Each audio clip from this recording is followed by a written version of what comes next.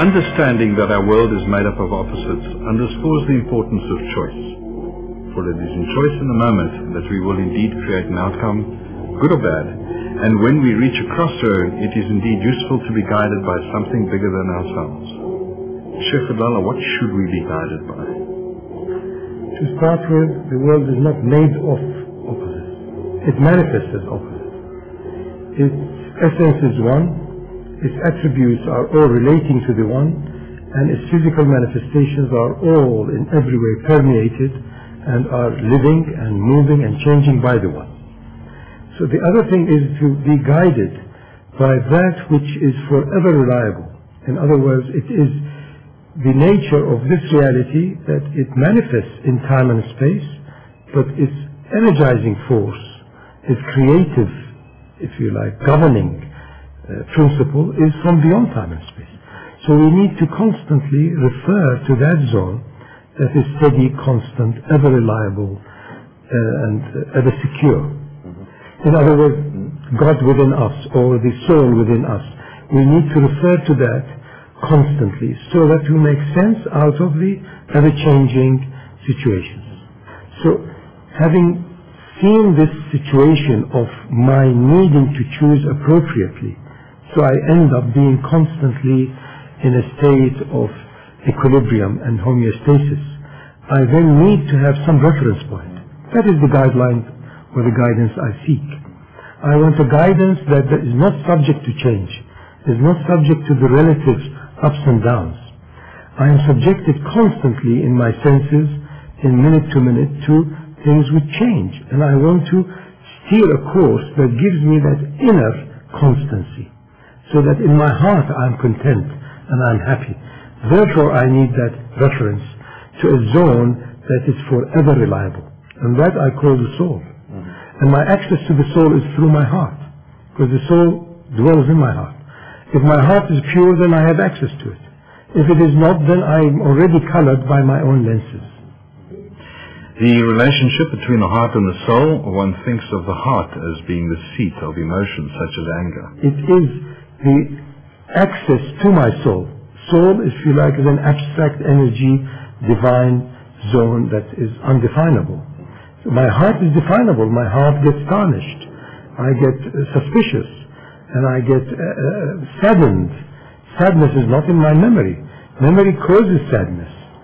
So it is that zone which is between my soul and the higher self and the intellect. How do you use memory? Well, memory relates to the different layers of consciousness. As a baby, I develop the first layer by seeing the mother or seeing movement and motion. And then in time it becomes more and more a bank on vaults where it contains pictures and meanings to pictures. So that I see something that I liked and immediately it triggers off a desire to attain it. Or the reverse. I have in my mind something that was disagreeable, and then immediately it triggers the meaning of disagreeability. So my mind constantly is used in order to steer a balance and a reference point existentially. But it in itself is tricky. Ultimately my mind is the imprisonment of my higher consciousness, if the veil is the veil of the higher consciousness. So I must have a big mind and transcend it. I must have a pure heart and refer to the higher element which is within it. I do not deny the mind, but I will not be constantly subjected to the mind. Now the intellect reflects the higher also, reflects the soul, and therefore it is more rational. It is not subject to my personal emotions. I can refer to you with my intellect, not through my emotions. I have had a different upbringing, different exposure, different experiences, different ups and downs, so have you. But where we can meet is through intellect, reasoning, you see. And higher than that through our hearts, which is unconditional love, and seeing in each other one another. What tarnishes the heart? You used that expression. A point of contentment with the soul, and you have been deflected. So it's very subtle. It is where I trusted somebody and they let me down. You see, because trust is to do with the soul, to do with the higher attribute.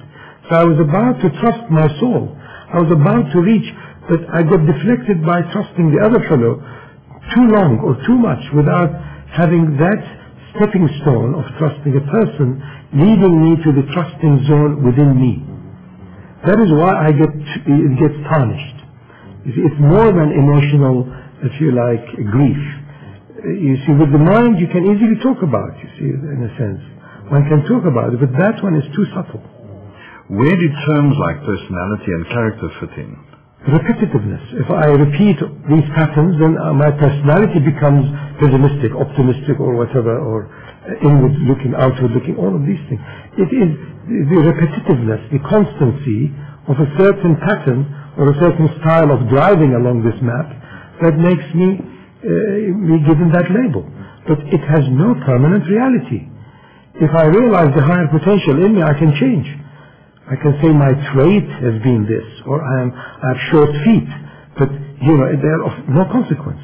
I have been brought up with difficulty in the ghettos, but it's of no consequence. My mentality now, or my heart, is above the above. It's nothing to do with the ghetto mentality or that I had experienced. So each one of us have that potential, and that is where hope is. That you may have started building your layer of consciousness in that domain, but you essentially are the highest consciousness and pure consciousness. So it can eradicate, it can override all of those misfortunes.